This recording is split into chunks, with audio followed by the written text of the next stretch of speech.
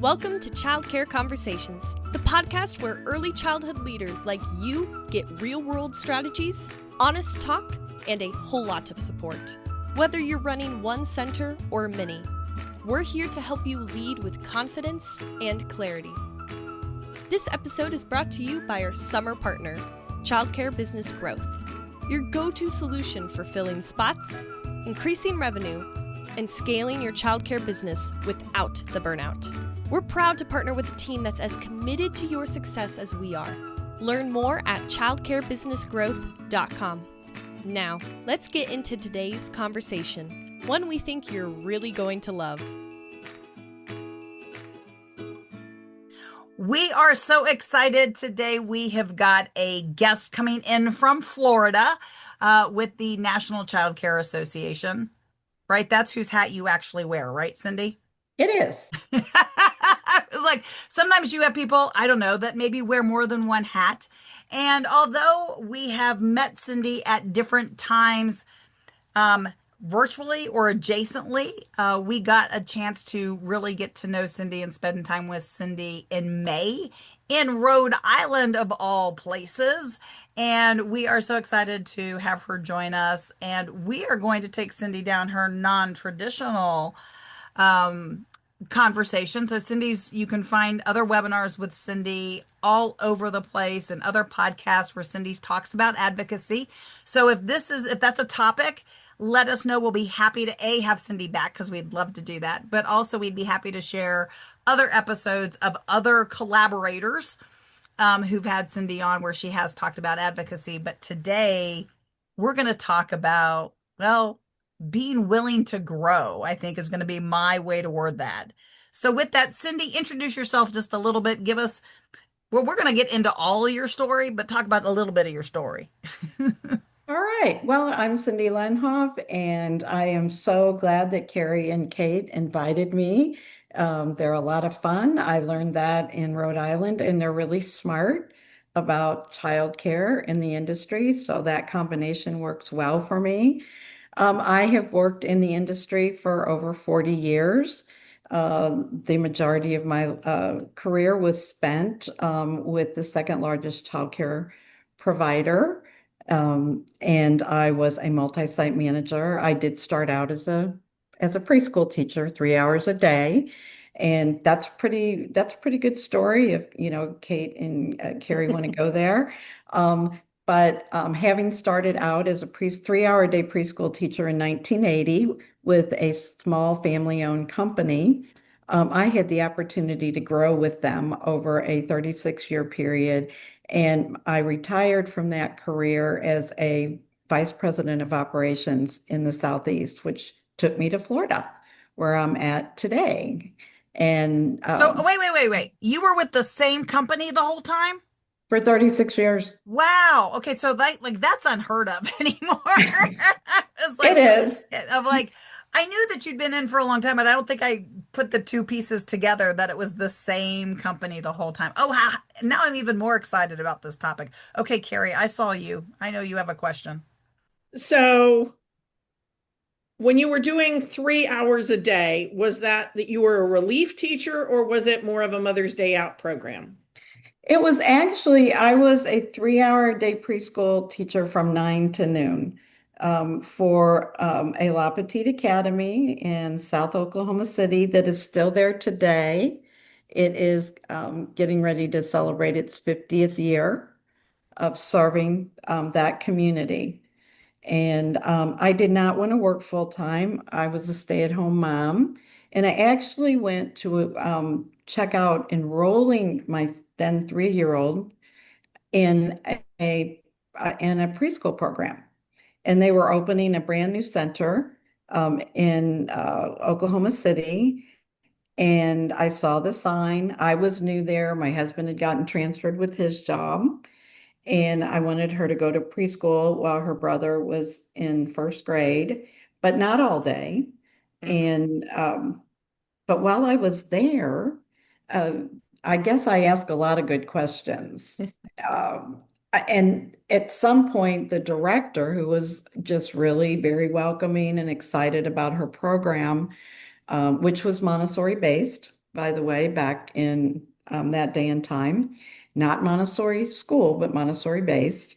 So we were, already allowing children to explore and do what we called work jobs, Mhm. on their own. But she asked me if I had ever worked with children, and I said, well, I teach I teach Sunday school, 3 to 5 year olds. Well, in 1980, that was like a degree. It was like a CDA. It was like, because none of those things existed. And she got real excited and said, well, would you be interested in working? And I said, well, maybe a little. And she said, well, your daughter could come to preschool for free, but not be in your class. And I was like, Mhm. well, that might not be so bad. Then I can make sure these people are somebody I want to leave my child with. And so I applied and I got interviewed. I didn't get hired for the new school, but I got hired for the existing one. And it was back in the day. What I learned later was the oil industry was booming in Oklahoma, Mhm. and they were having trouble getting, you know, staff. Oh, deja vu. Um, maybe not quite as serious it is as it is now. But the remarkable thing I think is that, and I used to tell this recruitment story because as time went on and we hit those pockets of time, and especially in my last few years where, getting staff was difficult, I said, I am a recruitment story. I was recruited when I was taking a tour because something I said or did caught the attention of the director. I don't, Well, I want to point out the one thing that you said that caught my eye, speaking of recruitment stories, because I think it's often missed. Carrie and I have sat in with a lot of staff this time of year where people are training new staff and bringing on new staff. Is the number of directors and owners that get really myopic on how they hire staff, that staff have to be full time, that staff have to have a degree, and all of these kinds of things. And I love your recruitment story. I love the fact that you're like, no, I only want to come in 3 hours. And they were okay with that. I love that you didn't have a degree when you started and that you didn't have all these things that would, in a lot of professions, mean that you cost more money. right. Right. And so when owners and directors are thinking about those job postings, and well, really it's job descriptions, right? Like people keep forgetting the difference between a want ad and a job description, but that's a whole other episode. I know. And but you came in with an interest, you came in with a passion, and well, obviously that director knew what they were doing because you stuck around for another 36 years or another 35 years, I guess, right? And, continued to move up the ladder. So I think that hopefully whoever's listening, if you get nothing else out of this episode, don't rule out parents and don't rule out part-time staff. I mean, I would much rather have 40 part-time staff than 20 full-time staff because Amen. if somebody leaves, I can hire one out of 39. It's different to hire that one out of 20, just because, it's a full day and you can make half day shifts work. Because You usually you can can. find somebody who, for a week, I'm sure that there were times if somebody said, hey, Cindy, this week so and so is going on vacation. Can I get you to stay till 2? And you're like, Absolutely. for a week? Well, and Absolutely. I mean, that's kind of similar to my first grown-up job in the industry. I was at a center that had a morning shift and an afternoon shift. It was it was an accredited program. It had amazing curriculum, but there was a shift of people who came in, whether you were lead or assistant, you either came in at 7 or 7:30 and you left at 12 or 12:30. And then the other half came in at 12 or 12:30 and left at 5:30 or 6. And so your kid, in each classroom, the children would have more than two people that they had to get to know, but it made it such that the kids had multiple positive caregivers. They had two primary ones, a morning one and an afternoon Right. one. So in that way, it was the same as a lot of other programs, but there might be as many as 10 different staff over the course of a week because it was associated with the university. Most of the people attending were the children of university people. It wasn't associated with the university. That's just who was there. Right. I understand. I've worked in college towns, and Yeah. it is a little different staffing model. But what It's made a it great, I thought, was when a staff person left, you were only losing at most 25 hours a week of that person. So the right, children still had their other, four, familiar five, six faces. people that they knew. And it wasn't such a loss where if you have two people working 40 hours a week and one person working, six to cover lunch breaks, then when one of those 40-hour a week people leave, that is a huge loss for the kids. And I'm sure that there's research papers, et cetera. But what I remember from all the research papers I've read over the past 5 years is that having consistent caregivers is Right. what's important. Not that everybody who takes care of the kids, but having ones that the children are attached to. And by having the part-time staff, you allow the child to form multiple attachments. Exactly, and different personalities. And we're all human, and some children connect better with some personalities than others, and vice versa. Again, if you make it consistent, it works. And the problem with the 40-hour week employee, when every position is 40 hours, and oh, which is exactly what you pointed out, is that when one drops out, there's nobody to cover it without overtime. Overtime is exhausting Yep. for teachers in early childhood. And it also is very expensive. So it becomes an operational issue because you have tired teachers, and tired teachers make mistakes. And we don't want that for the teacher. We don't want that for the child. And then also, we are an industry that we can't afford overtime. So you can avoid it with a scheduling model that works, which over time, I actually developed one that our company rolled out. It was called the unemotional schedule.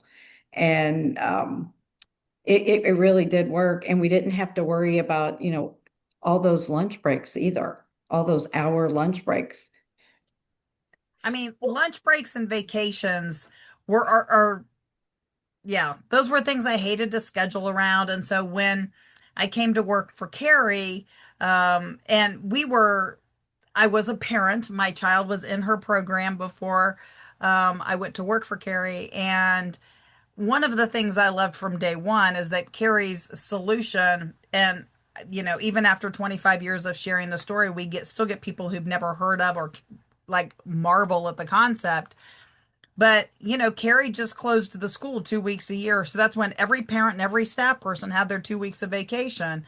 And so, where else do you get to Wow. start in this industry and immediately have 2 weeks a year of vacation? And it was during the week of 4th of July and the week between Christmas and New Year, where a lot of families were already taking off some of that time, might have already had some holiday pay. And so rarely, and because this coming in from the get-go, there Right. was never There a wasn't question. confusion. There wasn't a Yeah. whole lot of confusion. And everybody got 2 weeks of vacation from the minute that they started working. It depended whether it was paid or unpaid, whether they were on probation or Right. not, but you still got 2 weeks of vacation. So I'd have When all, everybody wants vacation anyway, yeah, because I found that to be true. And those are the two lowest attended weeks in yep. all of childcare. I mean, for 36 years, I saw it consistently. And ultimately, everybody wanted off, and you were trying to figure out who you were going to say no to. What Well, a great not only idea. that, my favorite are the parents that want to not have to pay the week their child's there, and those kinds of things. And so this was just a way that no, you pay and the staff get paid. Like, Yep. do you pay your electric bill? And then, we've got strategies that we used from the get-go related to that, on it being annual tuition versus monthly or weekly tuition. It was Yeah. always annual. Just A like lot of this, college, that's what we used to say. yep. You pay tuition based on a semester, and not a week. Yeah. Yep. I mean, part of it came from I'm relatively conflict avoidant, and part of it came from I knew that I wanted everybody to have 2 weeks of vacation, and that is hard to do in childcare. And so I was like, well, we'll just do this from the beginning, and they're 6 months apart, and my staff won't get overstressed because once every 6 months, sorry, not 6 weeks, once every 6 months, the building is closed, and it it was the cheapest and best recruiting tool that I had in my toolbox back in the early 90s, mid 90s, was to say the day you start, you've got 2 weeks of vacation scheduled. And people were like, what, really? And I was like, yeah, we've already got your 2 weeks of vacation schedule. Once you've been with us for 6 months, you get this much more, and all of that. And I had people who were getting 5 and 6 weeks of paid vacation with me by the time I sold my last school. And I didn't have much staff turnover. I hear so much about staff turnover, and I'm like, okay, what are you doing to make them feel appreciated? I buy them pizza every Friday. That's not saying that they're respected. It's not saying that you're honoring them as a professional. It's saying you're aware that they have a digestive tract. Like, that's all buying them pizza every Friday does. Show them the respect of, you deserve PTO. You deserve time away from this job to recharge your batteries. Also, I expect you to get your annual training. That's not my job. That's your job. If you want to keep this job, you'll get your annual training. Amen to that. Um, I'm like, and I'm that feeling a soapbox coming. That So. was something I had to really work with directors on, when I was the multi-site leader, was to, when they would say, well, they aren't getting their training. What do I do? Well, you might want to tell them that when their year is up and they haven't met the state requirement, or and later in my career, the accredited requirement for training, Mhm. their job will be no more. And you have to tell them that, and you have to put it in writing. And have you given them, I used to say, just provide them with training information, where to go.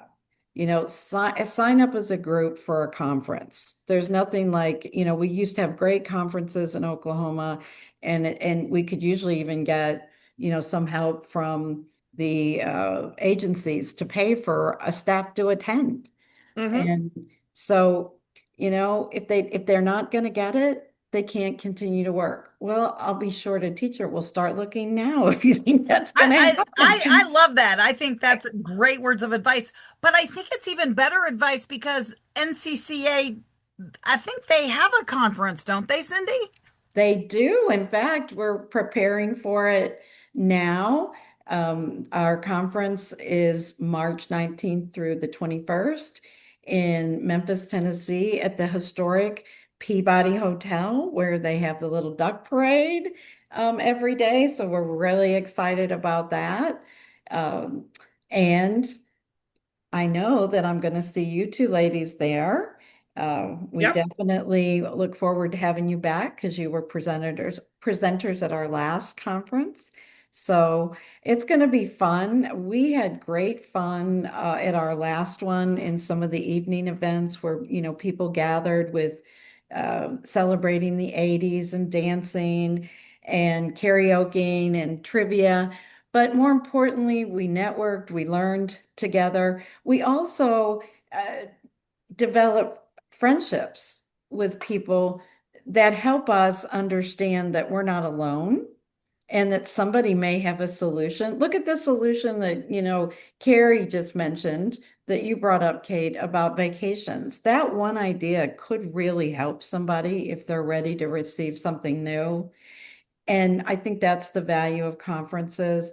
And since our conferences are geared towards independently owned childcare centers and homes, mostly centers, but homes are invited as well. They don't have a lot of camaraderie unless they seek it at a conference. Mhm. So I can't emphasize enough, whether it's our conference or another conference that's available to your listeners, is go. You will not regret it. And one of the things that came out of our last conference, because we chose to have snacks all day, snacks and Mhm. drinks. Nobody had to buy snacks or drinks. And we fed lunch, breakfast and lunch every day, and heavy hors d'oeuvres at night. Was that people they were so excited. They said they felt like they were treated like they were important. And it's like, because you are. Mhm. And we will continue that tradition Well, is I've that, got a great tidbit for that too, for everybody who's listening who has to file taxes. Your meals are not 100% deductible. So find conferences where the meals are included because your conference fee is 100% deductible. So there's my tax tip for the day. oh, Okay. that's a great, listen, everybody has to know everything because it's the only way to, continue in an industry that is sometimes struggles with sustainability. And again, reach out and touch people, whether Absolutely. it's a So if you're podcast coming to or the a conference. conference, you have time right now, A, to sign up or to watch for sign up, and B, get some business cards and bring them with you.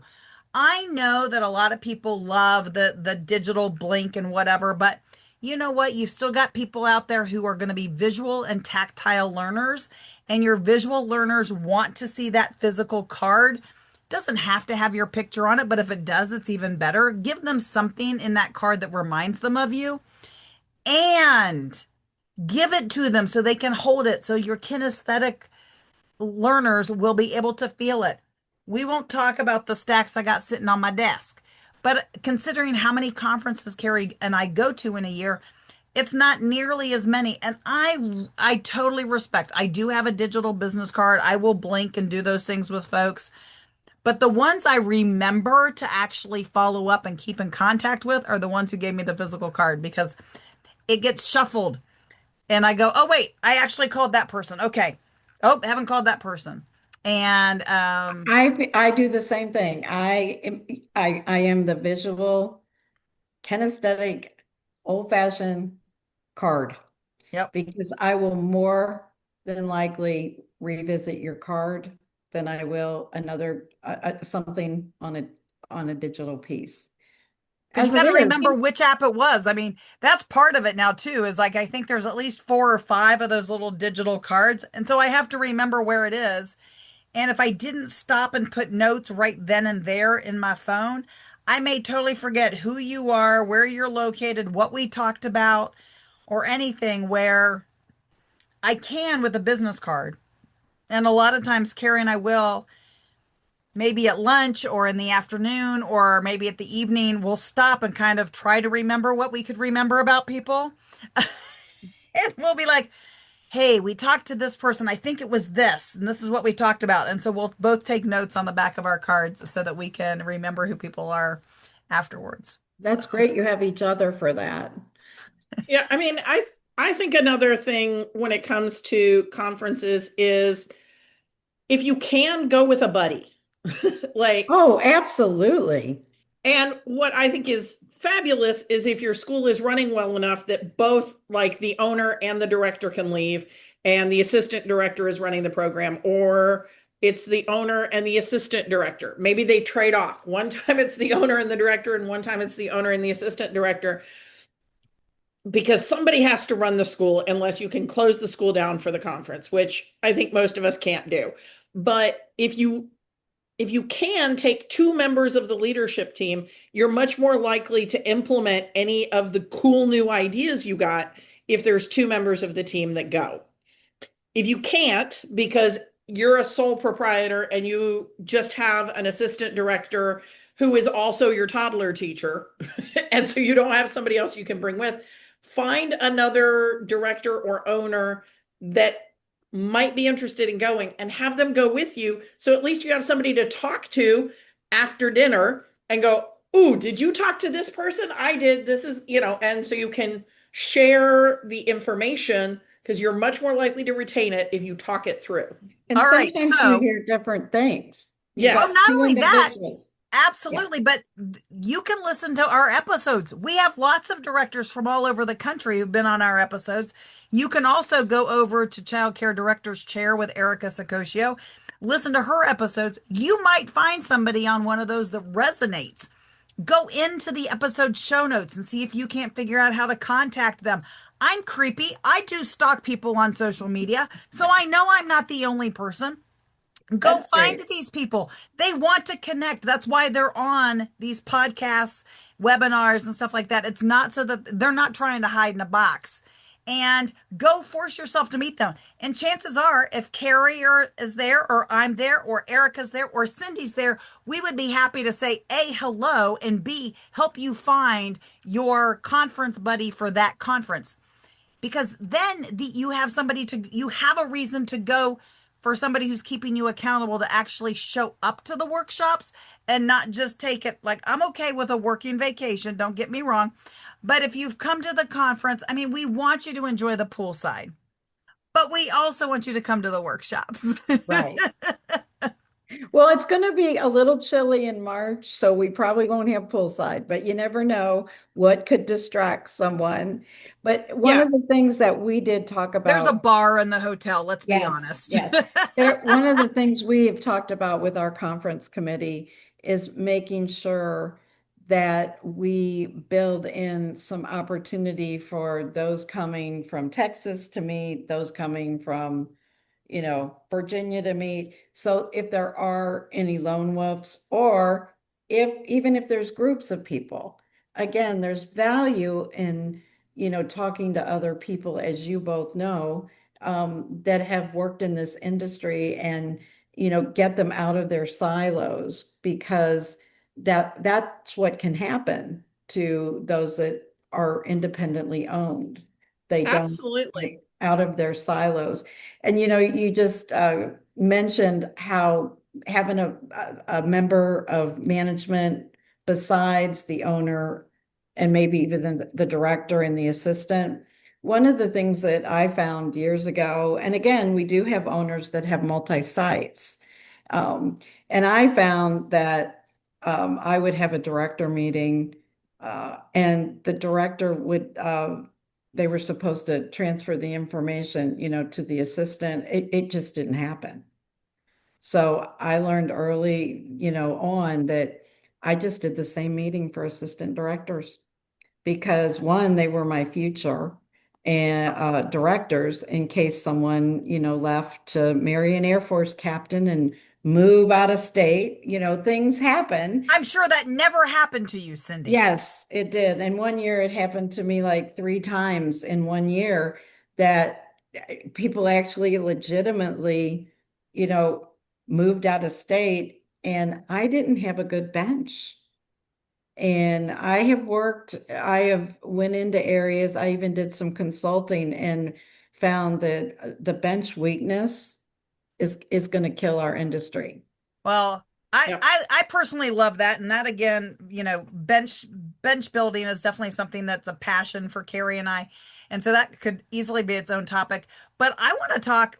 I realize we've not actually gone down what we said we were going to talk about. So somehow in your career path, you went from a 3 hour a day teacher to a vice president of operations over, a large regional area. I'm sure there are some steps in those 36 years that we have not talked about. So, how did you, did you seek these out? Like, again, we know that at the time, a lot of the credentials that exist now didn't exist then. Mm-mm.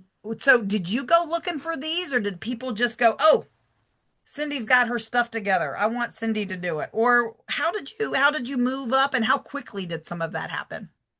Well, after I had been a preschool teacher for about 6 months, my director kept coming to me and saying, "Are you ready to be full time yet?" And I kept saying, no, not yet. I'm not sure I'll ever be ready to be full-time, but I'll let you know.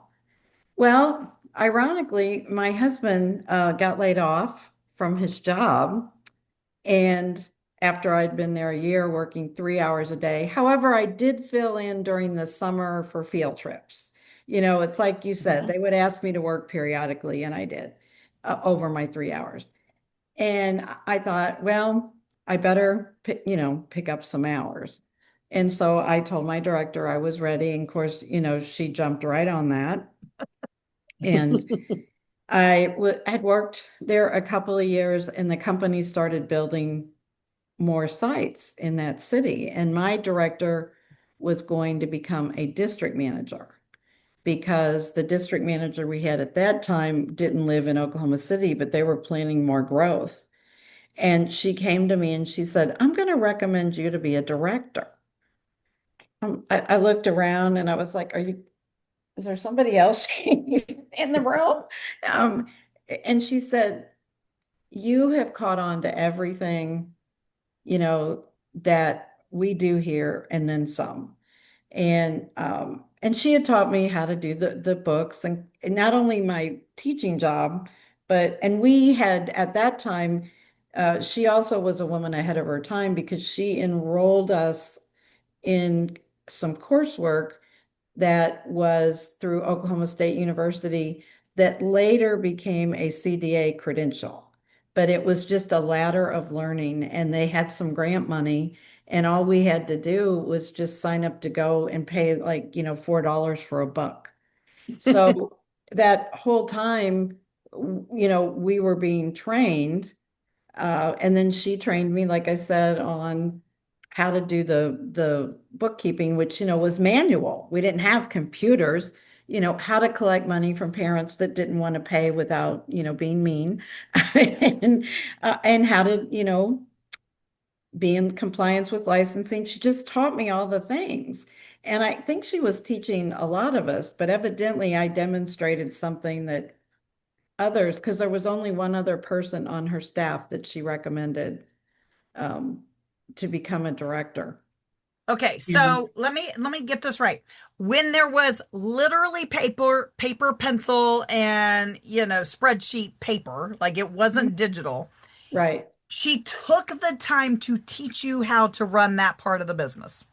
Yes, because you know why? Well, she was a smart lady for one thing. She liked to take vacations.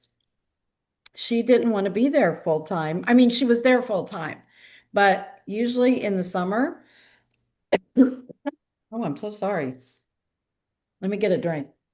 Okay, while you're drinking, I'm just trying to verify. So she actually took vacations and left.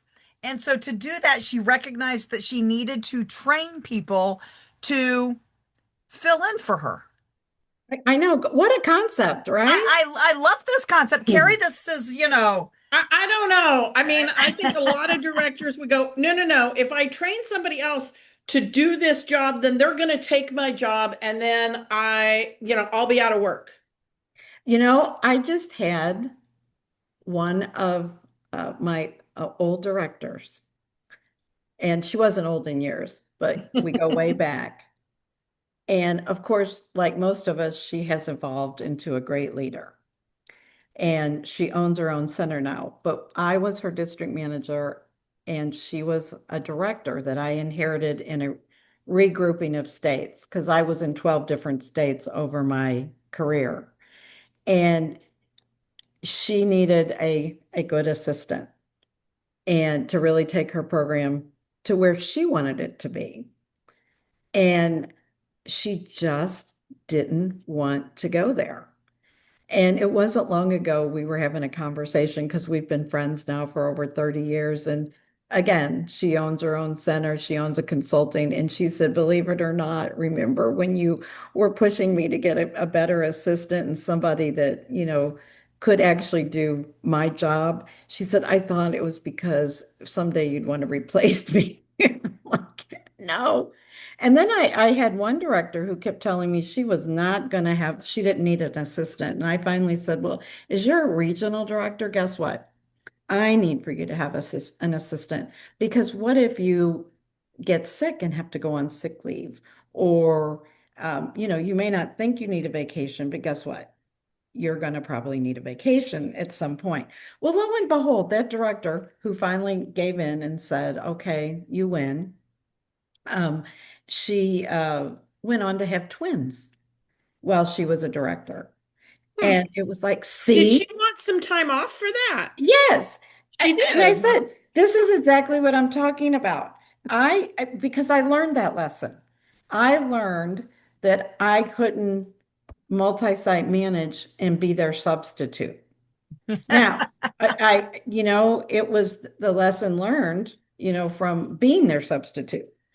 And it was also something I had to teach when I became the VP. Well, the divisional director and then the VP was regional directors, district managers, you are not subs for your programs. Your job is to help them get subs or a schedule that allows for subbing within your schedule, which is, what we were kind of talking about earlier, Carrie, Yeah. when everybody isn't 40 hours. So, that is definitely, huge. And I think it's still a problem in our industry is that people I want to think micromanage. I think it might be more of an issue now. I really hear a lot more programs now saying, "Oh, I only hire full-time staff." And when I again, I had four schools, and yes, I liked to have a full-time person in every classroom, but I wanted them to have two part-time assistants. I didn't want two Right. full-time people because it locked me into those people. Yes. Like I didn't have any flexibility. I didn't have an ability for somebody to work half, to work to cover somebody else's shift when somebody was out sick or, decided to go have twins. Like I don't understand the move. I guess from some perspective I do, because I think part of it is that move to professionalize the industry and that I um, think the move is they just want it simple math. And I mean, there's so much software out there that makes payroll easy, that makes scheduling easier. I won't say it's easy, but I mean, one thing, and I'm using Cindy as an example again, it is so much easier to recognize and promote those part-time staff. But once somebody, if you bring somebody in full-time, there's only so many places you can take them in most organizations. Where if Right. they're part-time and they come in as a teacher that's a part-time teacher or a part-time assistant director, you're setting up from the beginning that not every role has to be full-time. And a lot of independently owned programs probably could use a part-time curriculum coordinator or a part-time insert, training coordinator or whatever. So you can have these roles where people can still be promoted and challenged and encouraged to learn and to grow without it necessarily meaning that they have to be full-time because they might have families. One of Right. Carrie's favorite stories that we love to tell is the person who bought Carrie's last story was actually a substitute who had been a grandma who only wanted to come in a few hours a week. And she ended up being a full-time infant teacher and later bought the last program. So, you just never know when you're going to find people. And if you start going, I'm only going to hire people with a degree full-time, you're really You're narrowing going to be understaffed. You're going to be understaffed. and I yeah, therefore mean, stressed and overwhelmed and it's like piecing a puzzle together. And a consulting job that I had after I retired, in trying to help, someone with their business of business, was teaching that concept of piecing together, staff again to have that consistency. And this one of the locations that this individual had was in a college town. And so you have those college students who come in and, they have these classes that are all over the board. But I yep. can work every Monday, Tuesday, and Friday in the morning. Okay. And then I can work every, Wednesday and Thursday in the afternoon. Well, trust me, I'm gonna find somebody from that same college, and you might even help me as the person I just hired, to piece that together. And once I was able to demonstrate, because she didn't want to hire from the college at all, because they couldn't work full time and they weren't, they had too many things they had to keep up with. And I said, we're going to hire them, and they're not going to work 40 hours, and they're going to offset each other, and they're going to, be the TA in the room, the teacher assistant. Yep. Again, I just have a really mental block, into the 40-hour, everybody works 40 hours. I can't manage a lunch schedule when everybody's working 40 hours. It is just beyond my brain, to do Absolutely. that. Well, Cindy, I am so glad that you took the time to join us today, and we'll definitely have you on for more conversations. Carrie, I know that you have something you want to say. Well, I want to say that you need to find the professional organization that works for you, that has your people in it. We were talking about this earlier. Find your people and go to their conferences and subscribe to this podcast. There we go. I highly recommend both.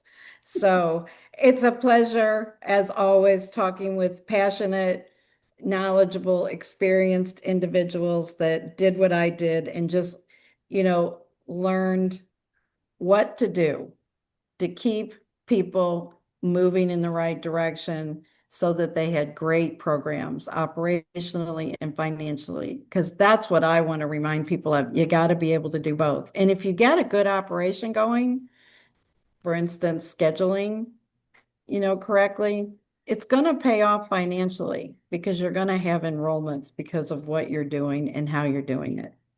Absolutely. That's my story, and I'm sticking to it. And be creative in how you're hiring and staffing. Cindy was a fluke of a hire. Who would have thought somebody asking intelligent questions on a tour would become someone who worked for that business for 36 years? I bet none of us think that when we're doing a tour. Sometimes we're just like, hurry up, I got to get through this because I got to redo the lunch schedule because I had 2 people call out. Be present, do a good interview. You might have the next Cindy Lehnhoff in your building asking about the toilet training practices of your preschool classroom. I love that. Well, thank you, everybody. Thank you so much. You're fun. We'll see you next week. All right. Bye-bye. Bye. Thanks for tuning in. We love bringing you real talk and fresh insight from the world of early childhood education. Be sure to follow us on social media to stay connected and catch all of the latest episodes. And if you're planning a conference, training, or special event, Kate and Carrie would love to speak to your audience. You can learn more about their keynote sessions and workshops at kateandcarrie.com. If you learned something today, share the show and leave us a review below. We'll see you next time on Childcare Conversations.